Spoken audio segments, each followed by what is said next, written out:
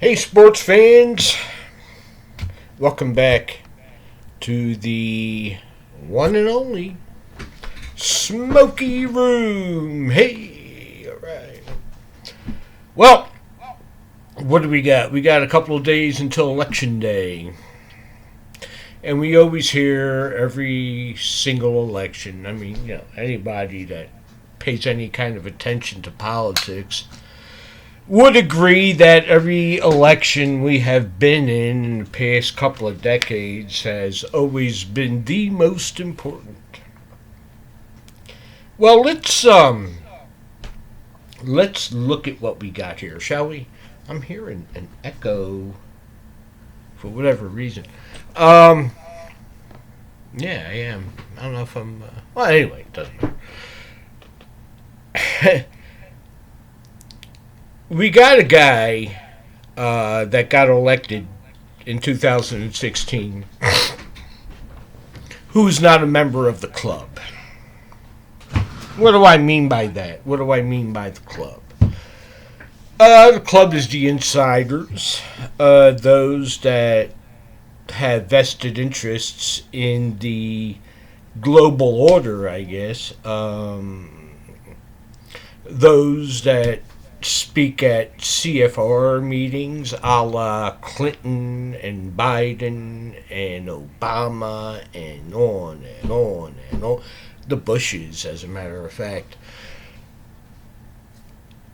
This is the election of whether or not we are going to actually move on to what United Nations. This is interesting. This is a children's frickin' workbook, right? This is printed by the United Nations, and it's very innocent, right? It's a children's edition of Agenda 21. What is Agenda 21, actually?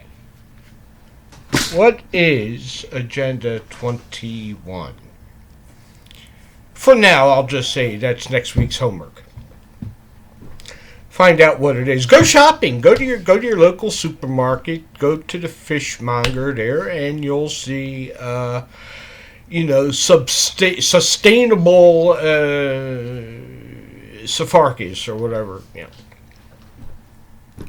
And all of a sudden, this word sustainable has been popping up all over the place. But for a long time, maybe some of us have even noticed that for a long time, very long time, our children have become more of global citizens than they are Americans, because America is bad. That's part of this agenda. In order to have a unified global government, they have to get rid of borders. And when they get rid of borders, they get rid of countries. So America, all the shed blood, these frickin' creeps, the UN, they're the enemy. They're the enemy. Donald Trump knows they're the enemy. That is the reason why this is the most hated president in American history. This community of globalists, of people that want to control your wealth, your mind, your body, and it goes on and on and on and on. All in the name of Mother Earth. Because we all live on this planet and we're all holding hands and constantly singing Kumbaya the way the Palestinians and the Israelis have been doing it for years, right?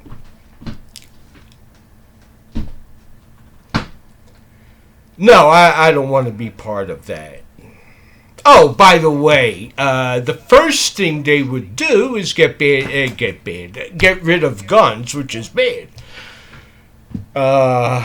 And impose a world tax. And that's already been spoken of in mainstream media over the past year, I would say, in bits and pieces. And also they want to get rid of currency. which that's been spoken of in bits and pieces. We all know that. But this is the president. If you remember when he was campaigning in 2016, he would say, it's about nationalism, not globalism. And immediately, the Ministry of Propaganda put together a campaign, okay, to identify nationalism with Nazism or fascism. So therefore, hence this president is a Nazi, racist, Now, they've been trying this, and God bless America, it came back to punch them right in the face. You know, they had a plan. They had a plan that they were going to take this president down. But I love the words of Mike Tyson. Yeah, everybody's got a plan until you get punched in the face, which is exactly what this president did to the media. Now, here we are, right? Here we are. And I know yesterday I heard bits and pieces about the Supreme Court is going to allow an extension on voting, on late vote, whatever the hell they're calling it, I don't even know. So no, I'm even wondering whether or not they got to the Supreme Court. And as that whole thing was going on with Kavanaugh, Justice Kavanaugh, I remember hearing that, you know, the guy really isn't as conservative as you may think he is. So, I don't know.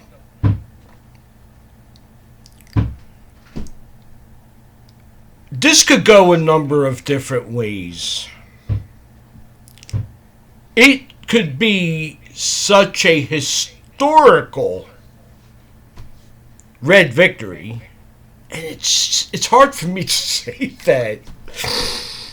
You know, I always associate the color red with the communists, but in this case, it's the good guys. If there should be such an overwhelming victory of the good guys, then they may hem and haw, and if I were them, I'd say, look, it's been this long, what's another 4 years, okay? You know, he can't run again. Let's get through these 4 years the best we can and leave well enough alone and actually come up with an electable candidate rather than dragging some guy out. This is elder abuse, what they're doing to this guy. Because I really don't think Biden wants any part of this. To be honest with you, maybe once in a while in his dreams, he's back in those days when he was fighting Joe Biden, you know, and ripping you off. But now he doesn't know where he's at. Honestly, it's a shame. It's humiliating watching this man. What's even more humiliating is B.O. showed up at I want to say Philadelphia. B.O. Barack Obama. And it was said he didn't even get 100 people there. I'm not absolutely certain about that. But I heard it was a very, very, very, very low turnout. And the media is beginning to panic. So, yeah. I'm making this video only because Tuesday. And I'm just, you know, getting it out there of how I see things. As if you really, listen, if you're watching this, you do not have a lot to do. Uh, nor do I. That's hint mail. So anyway, it could go a number of different ways. It could be such a blowout that, like I said, they'll hem and hold and then finally give in. Okay, let's just get through another 4 years of. I mean, that's what logical, normal thinking people would do. I think at that point, he who fights and runs away lives to fight another day. I mean, and they would just, they could call it a tactical retreat, let it go, and that's what I would do. And then actually try and find the right candidate that would blow the socks off of anybody the Republicans put up. Right? But here's what's going on, and here's why that won't work. Because the Republicans and Democrats work together. The rhinos. And even some of those that aren't rhinos are still members of the club. They have other interests other than you and I,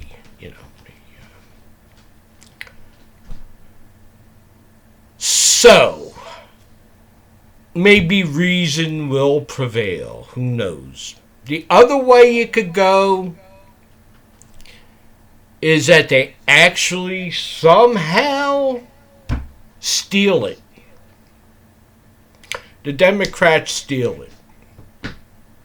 And you and I are watching, the voting results, and we find out that now Joe Biden's president of the United States, along with Carmen Harris as the vice president. Now we're wondering, And think about this. Think about this. You cannot buy ammo if you need it right now. As God is my witness, you can't. Look, you might get 22s and blah, blah, blah. Target loads for shotguns. Try and find some double-aught buck. Try and find some 9mm. Yeah, and so that tells me that if that would happen, and I know how I feel about that, if that would happen, to me, that's a declaration of war. You have now put the American public in a position to where they've got to make a decision whether or not they want to live under a tyrannical government, which is exactly what that would be, and which is exactly why we have a Second Amendment. Do your homework. Please do your homework. Because if and when that day comes, you got to know what the hell you're doing, because this will be no cakewalk. The only thing we can hope for at that particular moment in time is that the military is on our side. I am fairly certain the police will be. Because if he gets in, and if I'm a police officer, I'm like, what the hell do I want to do this for now? I mean, come on. And anyway, these nitwits want to substitute social workers. Guys breaking in your window, and you're like standing there with a golf club. Your wife is calling a social worker. Oh, help me. Help me, help me, help me. Anyway. What would the third one be?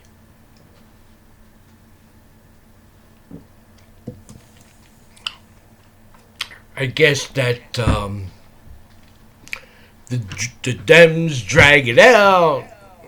They hope that it goes to the Supreme Court, and it looks like they may have a turncoat. I don't know. that scares the living shit out of me. Because if that happens, then number 2 is definitely... That's funny, too, because the shit will hit the fan. We can't allow that. Unless you just don't care. If you don't care...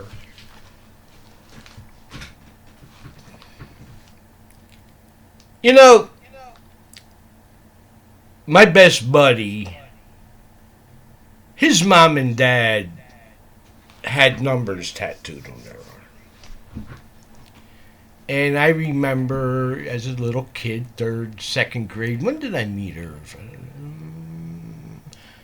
I think it was the second time I was in 3rd grade. I got left down. Boy, did that piss my dad off, I'm telling you. Anyway, I always knew like they were different somehow. And as time went on, I learned, whoa, they were where? They survived Auschwitz. Dr. Mengele actually saved her mother's life by quarantining her. I don't remember what the disease was. But face to face, he told her the Third Reich won't waste their money on you. His dad survived by doing some pretty frigged up jobs that I don't know how he stayed sane. And he was a happy guy. But he had to do some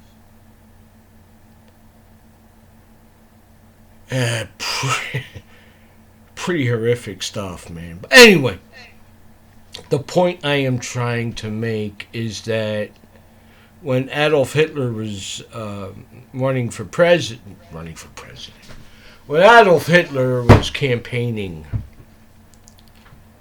Mike Irv's dad, people, they made fun of him. He was this little goofy guy with a funny mustache. There were cartoons in the papers. It's like, hey, he'll never get elected, why worry? You see my point? Please, do you see my point? The Bidens and the Harrises, do you think they like you? Mr. Police Officer? Mr. Preacher? Do you really think they like you?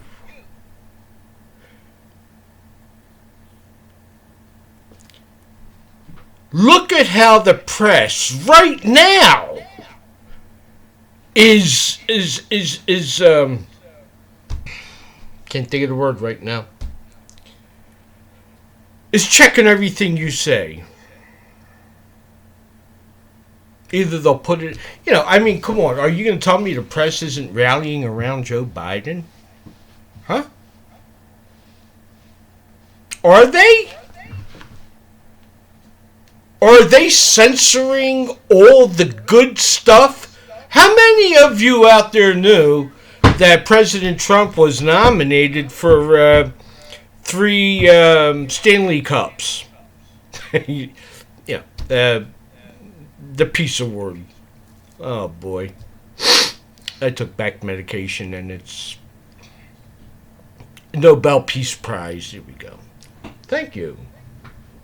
It's one of my imaginary friends. Anyway, so it can happen here. It can happen here. And my proof that it can happen here is that the American public has been so, conditioned. Part of the conditioning is, and this, sometimes I flat out refuse to show my card, is when, no matter where you go, any CVS, Walgreens, do you have your card? And I remember telling the lady, can't you just ring me the hell up and get me out of here? Why do I got to jump through all these hoops? When I was a little kid, I'd go to the corner candy store, Sylvie's candy store.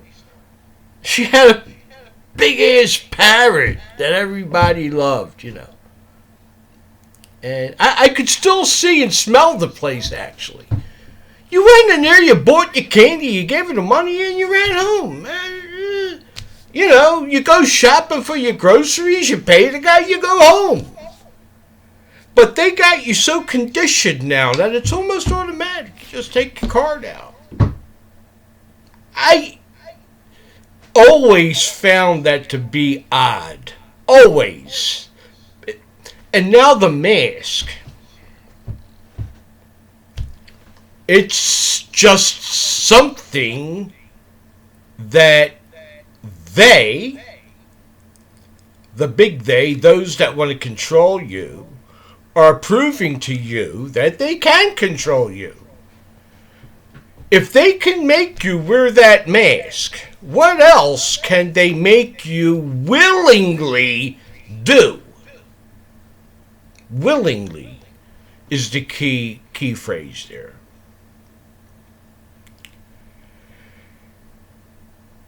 It's kind of frightening, I think, of what people will accept.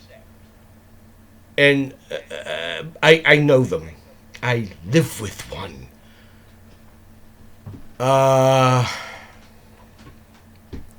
But me, I've always been rebellious. I wasn't a good soldier. I wasn't a good soldier. I shouldn't have. Well, I had a great time in the Army. I mean, sorry, but I partied my ass off. It was right at the end of the Vietnam War, and yeah, it was a very demoralizing time when you think about it, really. Yeah, that's why we partied so much. But yeah, I wasn't a good soldier. So I even now, I will deliberately put my mask on at the very last second and take it off before I walk out the door, just to prove a frickin' point that I will not follow your orders. You will have to frickin' behead me. And that's not because of any, particular belief. You'll have to behead me just for general principle. I will not bow down to you, global government. There you go. Bunch of pricks.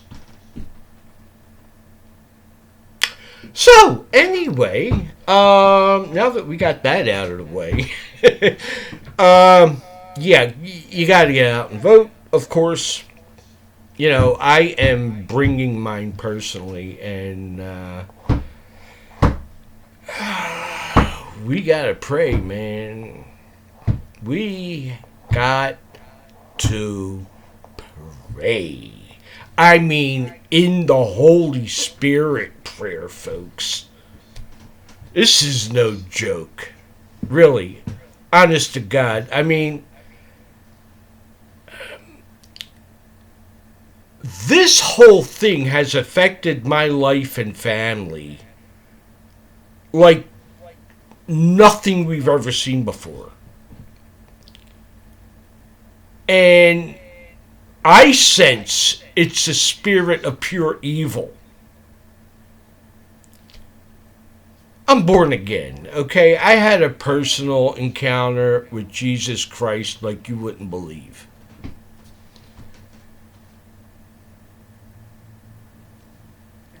I don't think I come off as your stereotypical Christian. And I kind of attribute it to two things. One, after 9/11, I took that very personally and haven't been the same since. I can't tell you why. Uh, it was horrific what I was witnessing. And then watching people jump out that building, I could not. It did something to me. I prayed to forgive whoever's responsible. And personally, my belief is that was an inside job. And then I get even more pissed off. And then, right around that time, I had a career change. I was 48 years old and I went through culinary school. And then I went and worked in the industry. Now, mind you, I went from printing into culinary arts, having really no clue what, an industrial-sized kitchen is like at a busy time. And you got to be a hard ass. If you're the chef in charge, you got to be a hard ass.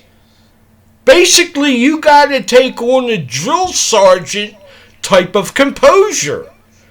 Because you're trying to supervise people that don't like you to begin with for God knows what reason.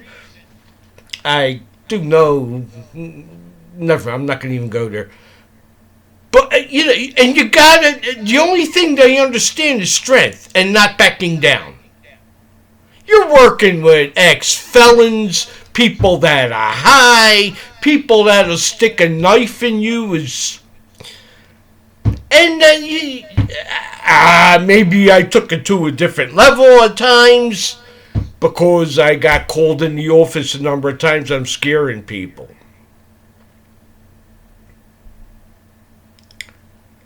I was just trying to do my job. I'm being serious. I'm not even joking around.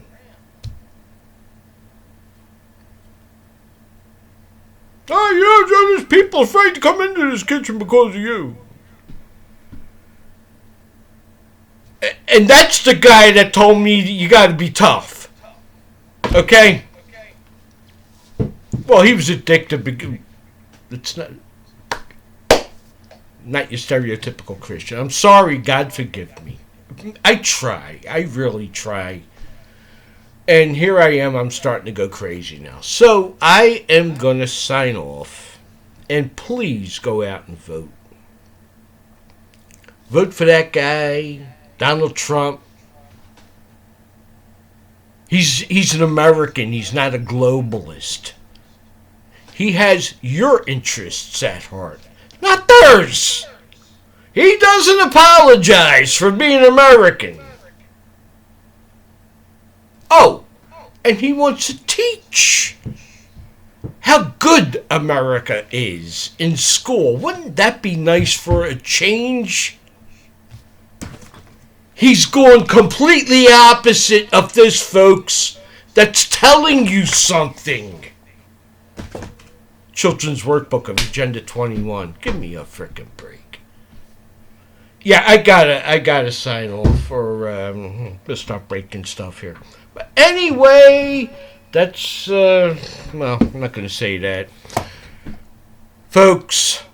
I'll see you on the flip. In the meantime, pray.